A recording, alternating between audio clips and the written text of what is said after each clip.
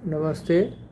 आज हम चर्चा करेंगे रीतिकालीन कवि घनानंद के विषय में। घनानंद 1673 में पैदा हुए और 1761 में घनानंद का देहावसान हुआ। घनानंद रीति मुक्त काव्यधारा के सर्वश्रेष्ठ कवि हैं और दिल्ली के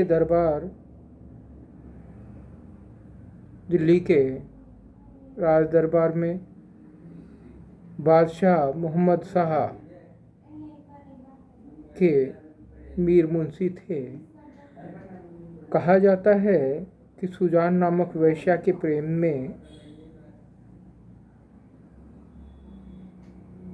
आप डूबे हुए थे और बादशाह की आज्ञा की अवमानना के अपराध में आपको देश निकाला दिया गया।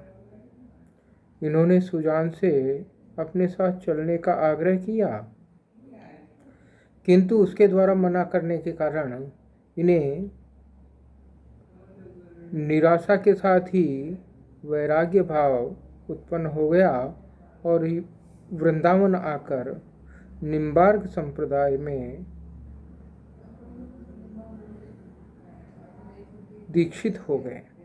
घनानंद ने 41 ग्रंथों की रचना की, जो अधिकांशतः मुक्तक हैं। इनकी कुछ रचनाएं सुजान, हित, कृपाकंद, वियोग बेली, इश्कलता, प्रेम सरोवर, प्रेम पद्धति, गिरिपूजन, दान घटा इत्यादि हैं। इनकी 2 प्रकार की रचनाएं हैं जिनका संबंध लौकिक श्रृंगार व भक्ति से है। प्रथम वर्ग की रचनाएं प्रायः भक्ति संबंधी सवैयों के रूप में है तथा दूसरे वर्ग की रचनाएं दोहे चौपाई शैली में रचित हैं। अब हम चर्चा करें घनानंद की प्रेम व्यंजना के बारे में। तो पाते हैं कि घनानंद मूल रूप से श्रृंगार और प्रेम के कवि हैं और घनानंद ने अपनी कविता में भावों का सीधा वर्णन किया है। इन भावों में रीझ, विषाद, उलझन, अभिलाषा, भूल, उपालंब आदि प्रमुख है। भावों के आश्रय के रूप में मन, प्राण, नेत्र व ज्ञानेंद्रियां हैं तथा जिन्हें भावों का आश्रय बनाकर कवि ने मानवीकरण कर दिया है। प्रिय के रीझने पर मन की दशा का वर्णन करते हुए कवि लिखते हैं, रावरे रूप की रीति अनूप, नयो नयो लागत ज्यों जो निहारिये, त्यों इन आँखिन बानी अनोखी आहानी, कहूँ नहीं आन तिहारिये। एक ही जीव हुतोसु तो वार्यो, सुजान संकोच तो सोच सहारिये, रोक रहे न दहे घन आनंद, बावर रीझ के हाथ निहारी। प्रेम का मार्ग ऐसा कंटकाकीर्ण है कि इस पर बहुत ही निपुणता से या धैर्य के साथ पथिक को आगे बढ़ना पड़ता है। और इस प्रेम की पीर का वर्णन करने वाला ब्रज भाषा में घनानंद जैसा दूसरा कोई कवि नहीं है। भाषा पर जो अधिकार घनानंद का था वह किसी अन्य कवि का नहीं था। आचार्य शुक्ल का घनानंद के संदर्भ में यह कथन बहुत ही महत्वपूर्ण है। भाषा के लक्षक एवं व्यंजक बल की सीमा कहाँ तक है, इसकी परख इन्हीं को थी। इन्होंने संयोग व वियोग दोनों का चित्रण किया है, फिर भी इनका वियोग वर्णन अत्यधिक प्रसिद्ध है। घनानंद के विरह वर्णन में भी भीतर की हलचल है। वियोग में हृदय अंतर्मुखी हो जाता है। विरह की दशा में कैसा हाल होता है, ऐसा उनकी कविता में दिखाई देता है।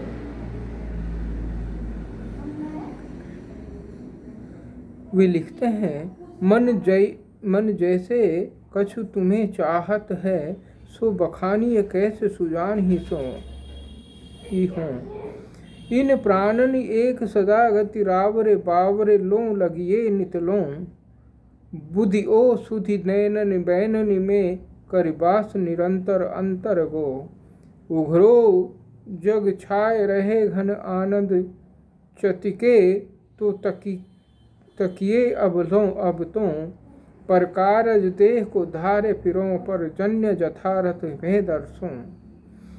निधि नीर सुधा के समान करो, सबही विधि सुंदरता समसो। घन आनंद जीवन दायक हो, कब मेटियो पीर हिये परसों। कब हूँ वा विशास सुजान के आंगन, मोह असुमान को ले बरसों। इस प्रकार घनानंद सौंदर्य, प्रेम और विरह का चित्रण अत्यंत ही सूक्ष्म, मार्मिक और उत्कृष्ट रूप में करते हैं। उन्होंने अपनी प्रियतमा के सौंदर्य का वर्णन करते हुए अपनी रुचि और सच्ची अनुभूति का परिचय दिया। वे लिखते हैं, कहते हैं, जल के अति सुंदर आनन गोर छके दृग राजत कानन छे। हंसी बोलन में छवि फूलन की बरसाउर ऊपर जाती है वे। लटलोल कपोल कलोल करे कल कंठ बनी जल जावली थे। अंग अंग तरंग उठे दुत की परिहें मन रूप अबेधर छे। घनानंद के प्रेम में विरह की प्रधानता है। वस्तुतः उनका काव्य विरह का काव्य ही है। विरही हृदय की विभिन्न दशाओं व अनुभूतियों की व्यंजना उन्होंने अत्यंत गंभीर रूप में की है। विरह वेदना की गंभीरता का परिचय प्रिय को दिए गए उल्हानों में भी मिलता है। घनानंद के उपालंब इस दृष्टि से बहुत ही महत्वपूर्ण बन पड़े हैं। वे लिखते हैं, कित को ढरी गो वे ढार अहो, जिहि मोह तन आँखिन ढोरत है। असुआनि गही उहि बानी कछु सरसानि, सो आनि निहोरत हैं। घन आनंद प्यारे सुजान सुनो, तब यूं सब भांतिन भोरत हैं।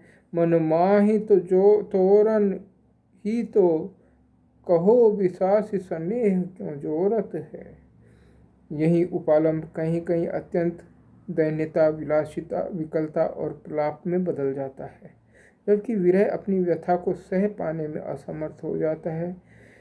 वे कहते हैं, मीत सुजान अनीत करो, जिन हाहा न हूजिय मोहि अमोही। दीठी को और कहूँ नहीं ठोर, फिरी दृग रावर रूप की दोही। इस प्रकार घनानंद ने विरह वेदना की व्यंजना बहुत ही मार्मिक शब्दों में की है। उनकी उक्तियों में सच्ची अनुभूति, भावना की सच्ची प्रेरणा और वेदना की सच्ची आकुलता व्यक्त हुई है। इस क्षेत्र में घनानंद के समकक्ष कोई कवि नहीं है।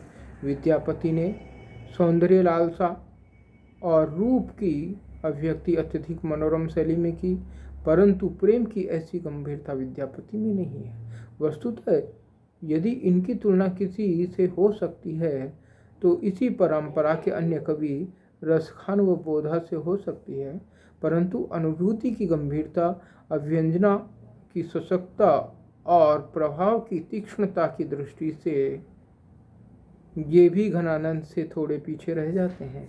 निसंदेह मध्यकालीन प्रबंध काव्य में जो स्थान तुलसीदास जी की रामचरितमानस का है, वही इस काल में घनानंद की कवित्व तथा सवैयों का भी है।